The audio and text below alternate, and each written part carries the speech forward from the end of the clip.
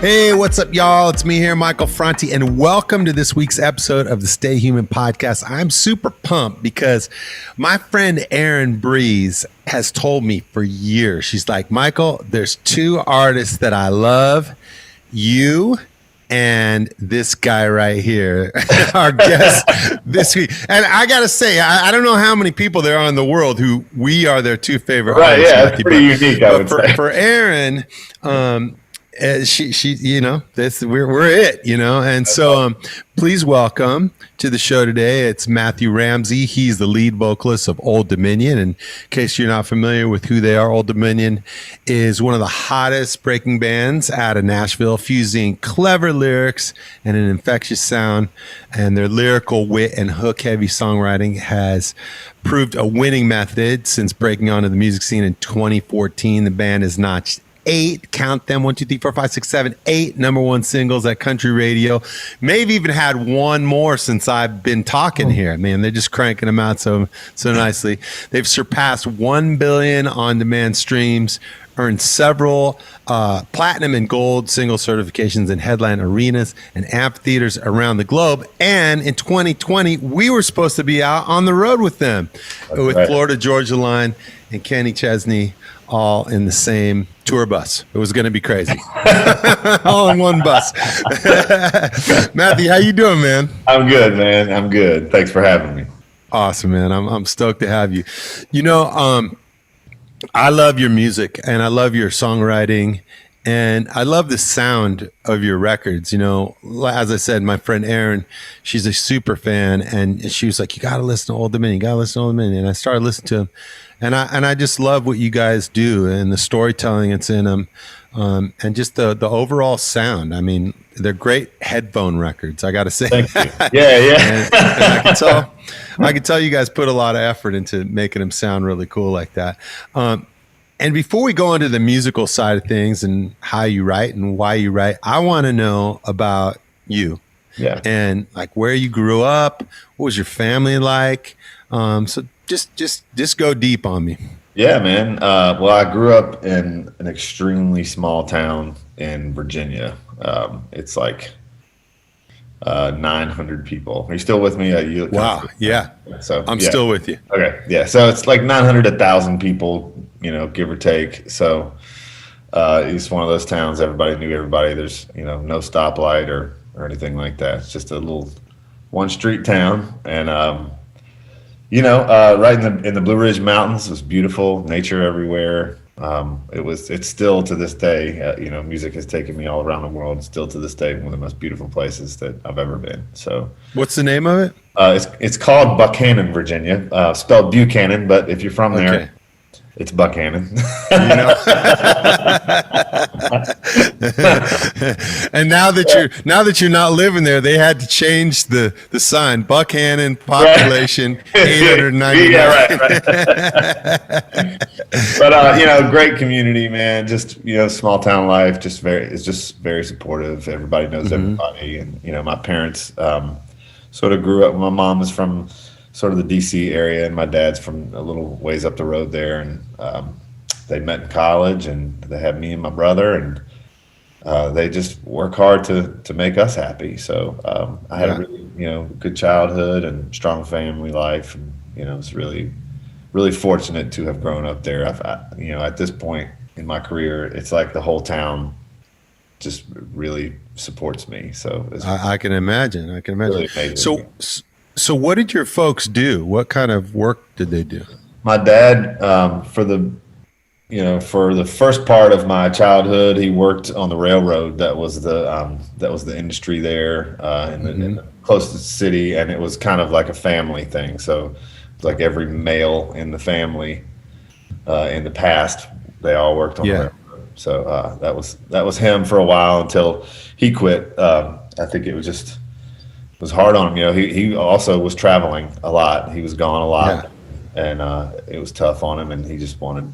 He did it for 18 years, and then he was out. So and he worked at a local little kind of factory in the offices there. Once that was done, and my mom was she ultimately became a high school teacher. So she went to college once we were grown enough. She went back to college and got her degree, and it became an algebra teacher, math teacher. Wow. Nice. My dad was a math teacher, and I freaking hated it because I was terrible at math. There was a very clear moment where my mom, I was not the best at school. My brother was, he's an older brother, and he set the bar really high. He's a genius. And I show up and people are like, "Oh, you're not like your brother at all." But I remember, a very distinct moment. My mom's trying to help me with math, and she finally just put her pencil down and she looked at me and she was like, "You just don't get it, huh?" And I was like, "I really." She said, "Okay, we'll get you through." I had a similar moment, except my dad was whacking me upside the head with the pencil. All that came up until finally they realized, okay, you're not going to get this. Yeah. So as a kid, when you were in school, was it the kind of thing where, every class was challenging for you? Was it just math that was the thing, or was it like that you had this brother who was really excelling and you just felt like, man, I just don't have it here, and or what was school like for you as a little kid? It was, my brother's certainly it seemed easy for him to me.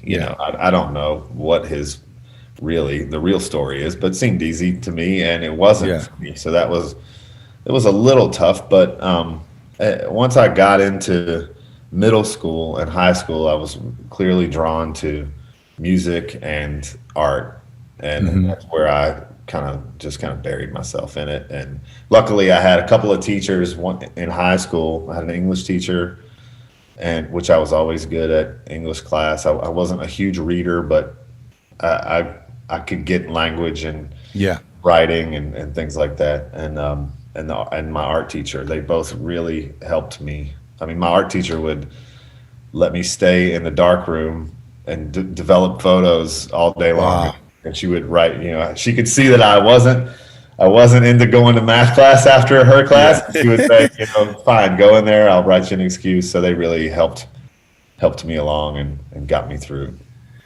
Now, at this time, were your parents fully supportive of that, or your dad is coming from this long line of railway workers, and had he just kind of like thought, the railway wasn't for me after 18 years, so I'll let my kids do whatever they want, or was there any kind of pressure to kind of matriculate, as they say? Tough. Yeah, it was tough at times, I think, because you always want better for your kids, and I was, by that point in high school, I didn't really care too much for school. I went, and they always kind of made fun of me because they would come down hard on me when my grades were low.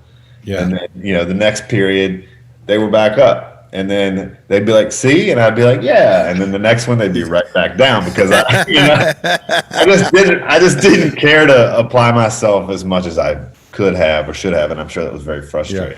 Yeah. I remember my dad even taking me up the street to the factory that he was working in, and took me around and showed me some of the terrible jobs that were there, and he just said, if you don't get it together, this is what you're going to be doing for the rest of your life, and these are good jobs, but they're hard jobs, and you shouldn't. You should aspire to bigger than this, and if you don't, kind of get your ass in gear.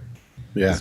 And did that kick you in the behind academically, or did it make you think about maybe there's this other world in music that could get me out of this, corner? At that time, quite honestly, I was so anti them, and I was a smart ass teenager and was sitting there going, well, that job looks pretty cool to me, I didn't dare say that to him. Can I smoke weed on my breaks? Yeah, right. I didn't dare say that to him, but I still, the draw towards music and art was so strong in me, and I knew that they always supported that. Mm-hmm. It was hard for them to see that as a career choice. Yeah. Was there music in your house? There, not really, except for, I mean, we had a piano, mm-hmm. and I started playing drums because when I was probably in 5th grade or so, my brother had a friend that played drums and it blew my mind, and I immediately started playing drums. And yeah, so there was no like real music, except for my dad was or is a huge fan of all types of music and had a big record collection and knew a lot about music. So he was just there to play me everything, and wow. He would hear what I was listening to, and he could pick out the influences that band had, and he would buy me that record. So he would, he would the hear predecessors. Me, yeah, he'd hear me listening to Pearl Jam, and he would buy me a Who record. Okay, so he could kind of pick it all out. That's really cool. Yeah. And did it come naturally to you? Did you start after the drums? Were there other things that you got into, or? Yeah. Well, we had, for one, I was in the drum line at school, and all of my buddies were drummers, and of course we wanted a band, Yeah. But we were all drummers. Yeah. That's funny. I was talking to a friend of mine about this the other day. She was asking me, what was it like, when you first started music? I was like, man, when we were kids, we all wanted to play the drums because you got to hit them hard, and it seemed like something you could do the first time you tried it. You sit behind it and boom. There was no like having to fiddle with your fingers and all this stuff. And then everybody wanted to be the drummer until girls got involved. Yeah, and then it was like the drummer's got to sit on a chair in the back. I don't want to be that dude anymore. That's funny. Yeah.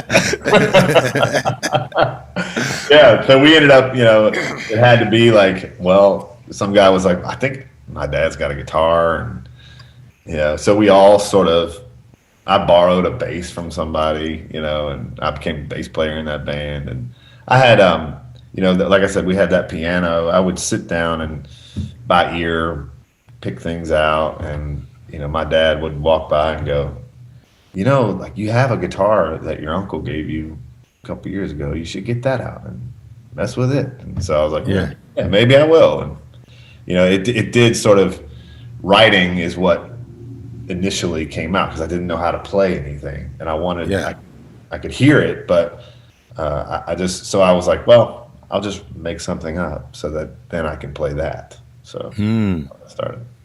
And so what were your first songs like? My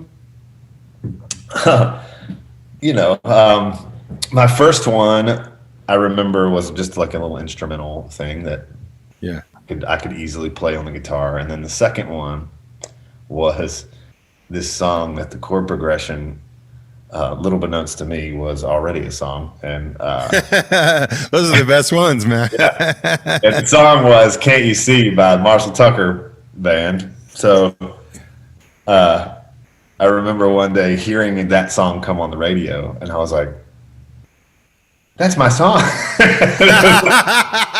No, they stole it from me. That was the Matthew Ramsey band. Yeah. Like, 14-year-old me going, how did they do that? That's funny. Wow. And so when you first got into music, were you into a genre of music, or was it just like you're just doing it, Yeah. I think because my dad played me everything, I became a fan of everything. And the first bands and stuff that I was in, it was all kind of grunge rock stuff. Yeah. this was the '90s at this point, so it's easy to play "Smells Like Teen Spirit," and so I was It's loud. Yeah, it's yeah. loud. Yeah, get in a garage and crank it up, and So that's kind of the bands that I was in, but I was also listening to everything. There's a radio in my parents' kitchen that's always on country radio, so I knew all that music. I wasn't necessarily choosing to listen to it yet, but I knew it all. And I had my granddad playing me Waylon Jennings, and lots of music fans. So I was listening to everything, but I was playing more of the like grunge stuff. Yeah. So did you make it through high school? How did the high school?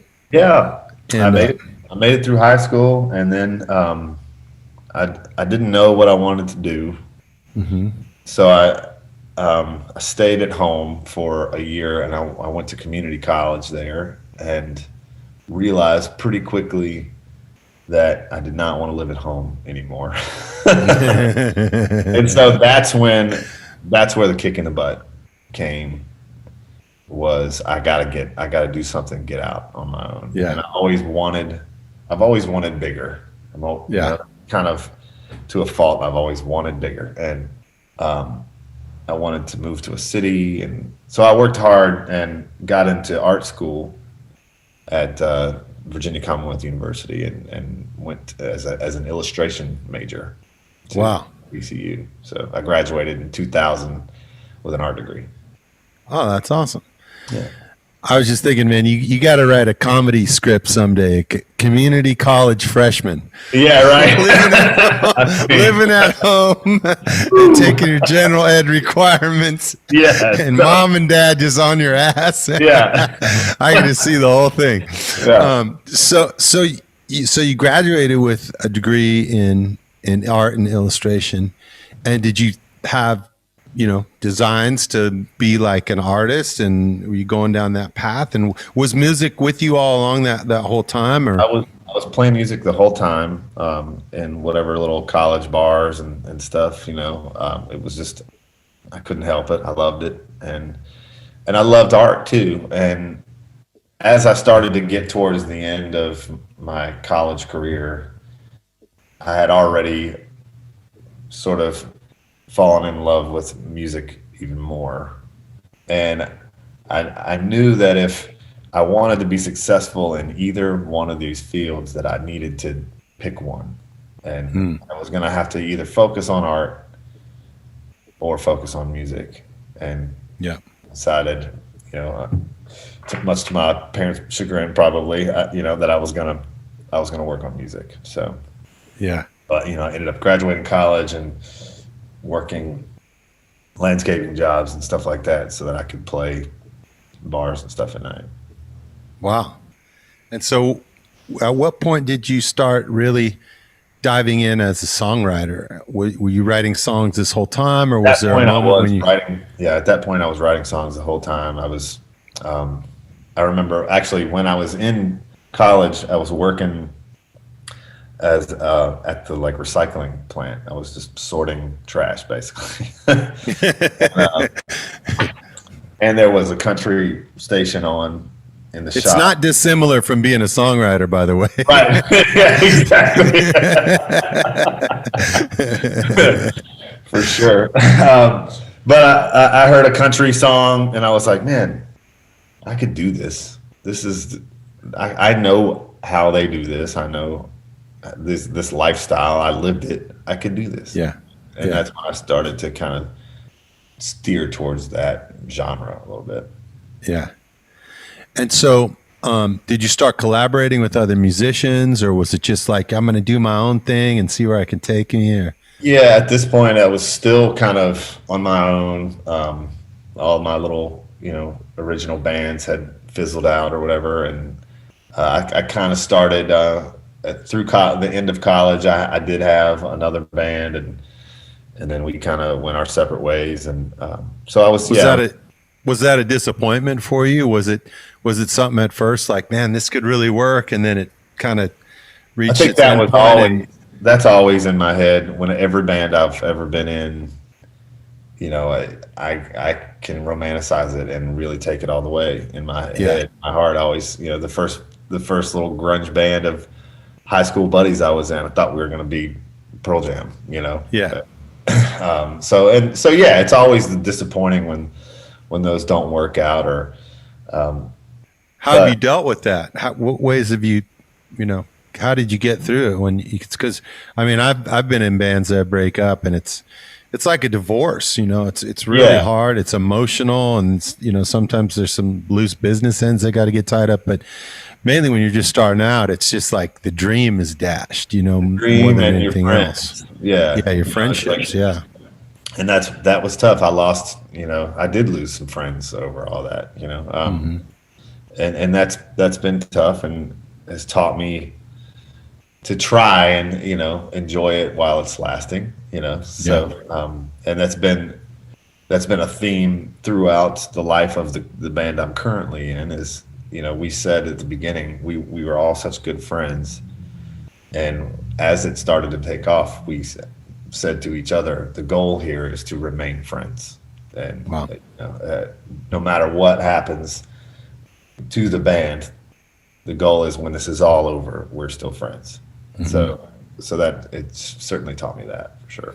Do you think that's helped the music and help your career trajectory of having that thing? Like we're trying not to destroy each other and kill each other. Does that help along the way? I think so.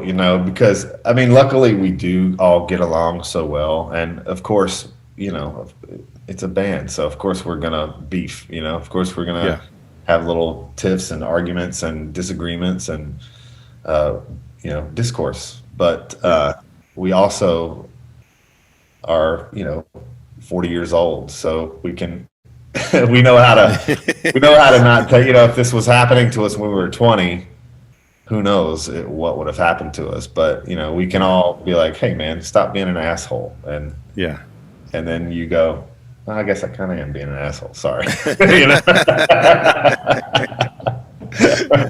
I had a friend tell me the other day. She was talking with my wife and I, and her husband, and she said, Michael, the key to staying married is that both of you can't want to get divorced on the same day.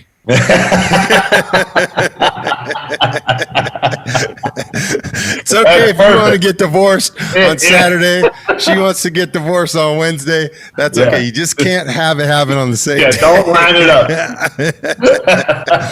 I think the same is true with bands. It's like you go through these, like you said, you go through these ups and downs, and people's feelings get hurt, and there's no matter what happens, there's a pecking order because everybody has different skills, and so it gets hard. Feelings can get hurt, and how do you guys deal with that? Do you guys have band meetings? Do you sit down and do it, or is this a one-on-one conversations, or at this point is it just kind of it's got its own organic flow to it? Yeah, sometimes it just depends on the situation. Sometimes it is a one-on-one. Sometimes it is like, hey, we need to have a sit down here.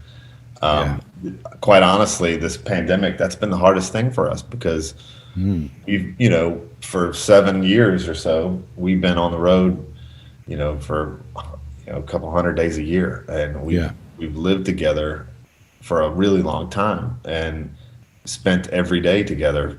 And now, over the past, today actually marks the 1 year anniversary of our last show. So we've had no shows for a full year. Yeah. And we've probably seen each other for a handful of times. So it's been really difficult for us to kind of not make up stories in your head about this song or that song, or what's happening with him. Why is he not here? And it's just things that would naturally work themselves out in a conversation on the bus over coffee in the morning don't have the chance to do that, and we have to have a meeting to talk about it now. So that's been the frustrating thing, is that we could easily work out whatever little detail by making fun of somebody, jabbing them, and be like, yeah, dude, don't do that. It gets over. It moves on. Yeah. So, yeah. When did One Man Band come out? I guess 2 years ago, maybe. Okay. Maybe. But that record has been going through the pandemic, right? Yeah, that's been the record that won't quit. That's Yeah. been the one that, that's the type of song that, you dream of as an artist, and you never can really see coming, and hope to get again. But that one really resonated. I remember when I heard it for the first time, I was like, I wish I would have wrote that shit. Damn it. It's too good, man. I know, There's some songs that have that thing where it's like there's a familiarity to it, and it all, it's like when you're going through Instagram and you see somebody who's like varathaning a desk, and by the time they get to the last stroke, it's like it feels so good. It just feels like, there's that man, it's so satisfying. Yeah. When I hear that song and I hear the lyrics and the way they all make sense to each other, and the musicality of it too, it's one of those songs. It just feels like it's always been there. There's a familiarity to it, and it fits together, and it feels very satisfying. Yeah. So tell me about that song. Like, how did it come to be? We were on the road, as we always are, and there was someone on the bus. I think he was like a radio person, and we were just talking, and it was before the show, and I forget what exactly he said, but he said One Man Band in his sentence, and it was like a lightning bolt to me. Whatever he was saying, I no longer remembered, except for I heard One Man Band, and Brad, our guitar player, was standing next to me, and I kind of nudged him, and he said, "What?" I said, "We need to write a song called One Man Band." And I had it. It was like I heard the whole thing. I knew the angle, and he was like, "What do you mean?" And I said, "It's a love song. I don't want to be One Man Band. I want to be with you." And he was like, "Oh, wow, that is cool." And then we all started sort of talking about it, and it was time to go on stage, and we were literally like our intro music playing, everything, and we're over in the corner singing in the phone. I don't want to be One Man Band, and they're like, "Go, you got to go." And we're like, "Hang on one second." We're starting to get that idea down so that we don't forget it. Yeah. And then we went and played the show, and that idea just sort of sat on my phone for a little while, until our friend Josh Osborne came out on the road with us. And he's a huge hit songwriter and amazing friend, and we were writing in the locker room of the Denver Broncos stadium. We were on tour with Kenny, Mile High Stadium, and we wrote One Man Band that day, and it was a different feel. It was more of a reggae feel when we wrote it. We were kind of modeling it after that song "Rude." Why you gotta be so rude? Magic, yeah. I hear it a little bit, like when you drop into the chorus. There's a chop guitar that plays on the the skank guitar in there a little bit. Yeah, it was a much more, the way we were playing it was a much more upbeat kind of thing. And then a couple days later in the dressing room, Brad picked up the guitar and just started playing that lick. Immediately changed the whole thing. We all kind of turned and said, "That's how we have to record that song." It all was very easy from that point on. It's funny. I have some songs that I put on records, and I go back to them and I go, "God damn it! Should have just been me and the guitar." Like you put all these whistles and bells on it. You try these different tempos and grooves and chord, key changes, and you hire 100-piece symphony, and then you realize like all I needed was me and the guitar and a finger snap, and then like the bass comes in the very final chorus or something. That's it. How is the songwriting process when you guys get in the studio? Do most of the songs come together like as a band and they already have parts to them, or are they more like you've just got here's 3 chords and here's the hook and let's try to flesh it out a little more? Yeah, that's changed a little over the actually a lot. In the past, we basically, there's three of us in the band that are the chief songwriters. We moved here to be songwriters, and we had success writing songs for other people. And so we write really well together. So we would spend a year writing songs with each other and with other people. I would go out and write with Shane McAnally, Josh Osborne. We'd have a song, and we'd pile all the songs together, and everybody brings songs in, and we comb through them, and we figure out which ones we think. You do the recycling sorting, right? Yeah, sorting through the trash, recycling this old idea again. Okay, but what has happened now is we just made a whole album in the pandemic, where we just decided to go into the studio with nothing and sit down and write and see what we come up with. So this was a whole album. This new album that we're coming up to is an album that we all five of us wrote in the studio in the moment and then recorded. Wow. So Are there any other writers, or is it just all the five? Yeah, well, our producer Shane McAnally was there, so he's a writer on them too. And then we brought a couple of other writers that have been a part of the story of this band since the get-go. So Josh Osborne is one of those writers, and another guy named Matt Jenkins is one of those writers too. Yeah. So that was it. How many songs do you guys usually go through when you're making a record? In the past, it's usually, we have hundreds of songs every time. But there's usually a handful that are like, we know these are the ones. Yeah. So, and we've been really good so far so far at being generally on the same page and having the same feeling about it. There's rarely been a time when there's just one person going, "No, I'm telling you this song. I'm forcing this one on there." That's happened once.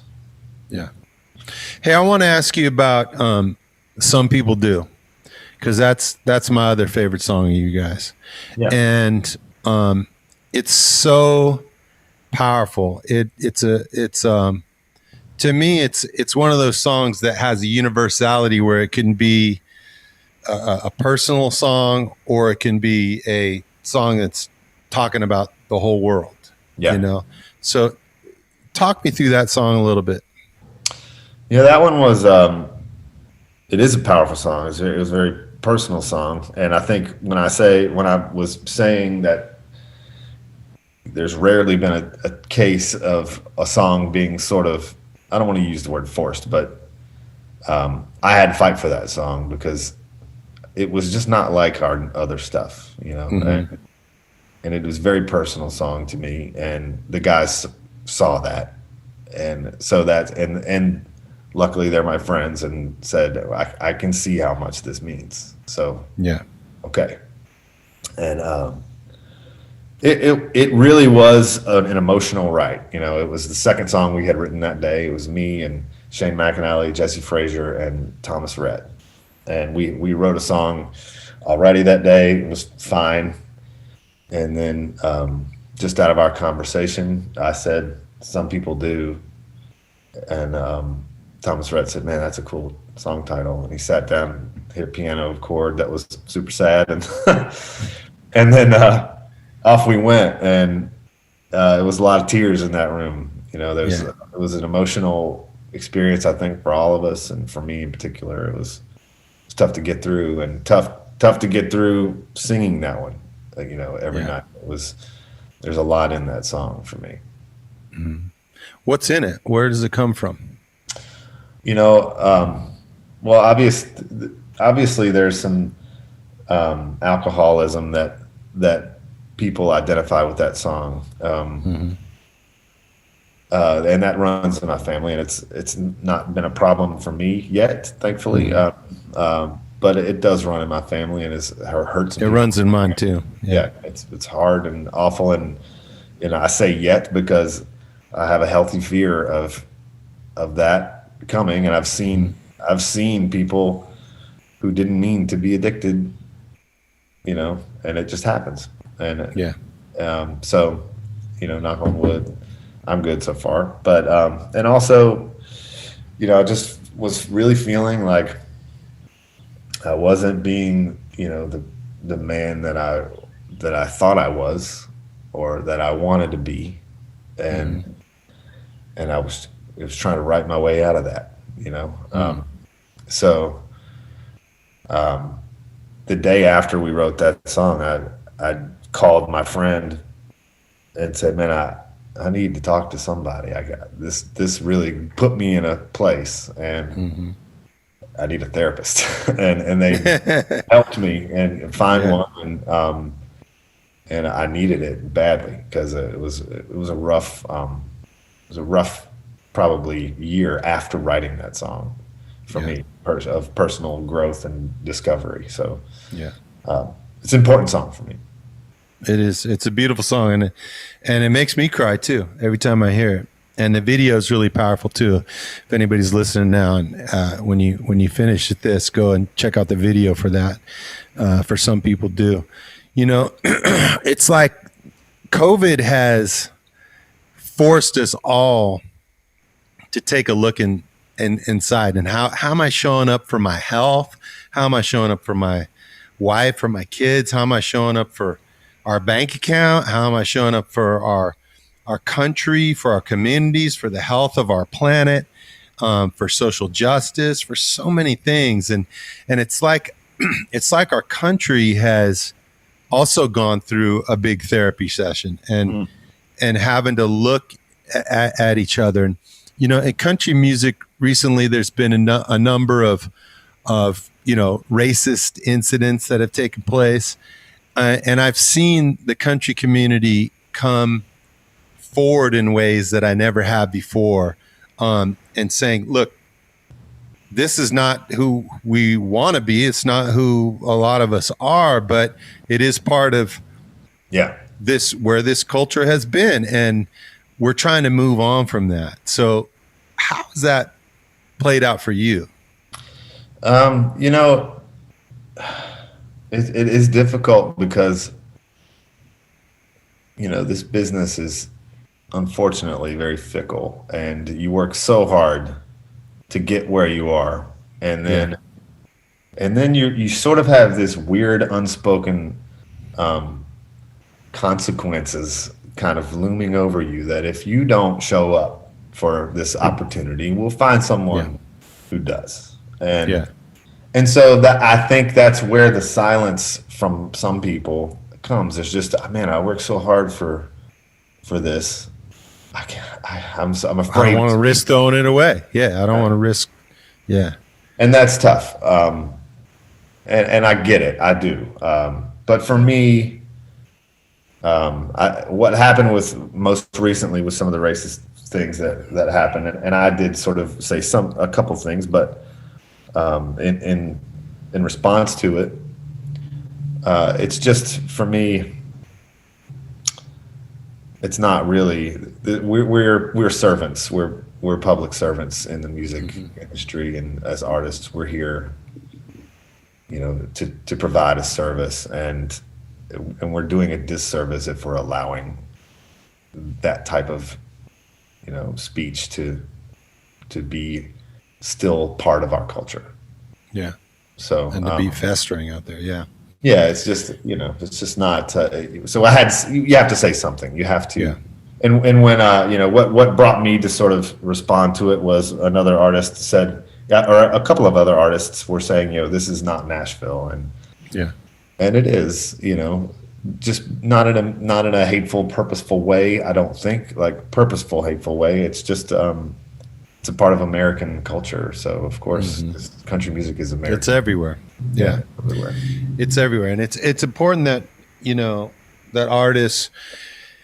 I feel like when I was a kid growing up, to me, music showed me the world in a way that I had never imagined it can be. And Bono said this great quote one time. He said, "Pop music tells you everything is okay, and rock and roll tells you that everything is not okay. Everything is a little bit fucked up, Yeah. but you can make it better." Right. And that's and that's what I love about music, is the idea that we're not just trying to like put our blinders on. We're talking about the issues of the heart. We're talking about what breaks our heart. And it might be a social issue, or it might just be your girlfriend in 7th grade, or it might be something that's happening with the environment, or any, pick an issue. There's many things that can break our heart. But music is the thing that helps me to say, you know what, I can get through this challenge. I can find the light. I can reach for a better way. And maybe even if it's just in song, and maybe if it's just for this one moment, I can, share my heart with other people enough that they will also grasp onto it and leave this concert, like standing up a little bit taller and walking out with a little bit more, whether it's like, I got to go to work on Monday, or whether it's like, we got to like deal with some issues in our community, or whether it's like, I got to have that tough conversation with my wife, whatever it is. It's like to feel that sense of upliftment. And that's what music has done for me. And it's saved my life over and over and over again on moments when I've been on the edge. How is it that play out for you? That's the same. Music has definitely saved me and still continues to save me, whether it be creating or listening. But, hearing you say that, it reminds me, yes, like it's a sort of a responsibility to do that. I think once we get this level of success, we sort of have a responsibility to talk about those things. And, also to talk about our 7th grade girlfriend, but we have a song called "No Such Thing as a Broken Heart," and we wrote that after the shooting in Orlando that killed a lot of gay people. And we woke up that morning, we were on the road, and just thought, man, we saw it was all over the news, and it was just so awful. And it's like, what are we supposed to tell our kids here?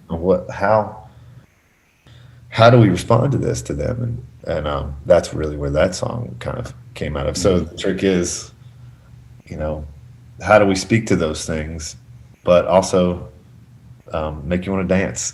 And make you want to sing along and make it memorable. And that's the thing that I'm always about. Also, is like, wanting to.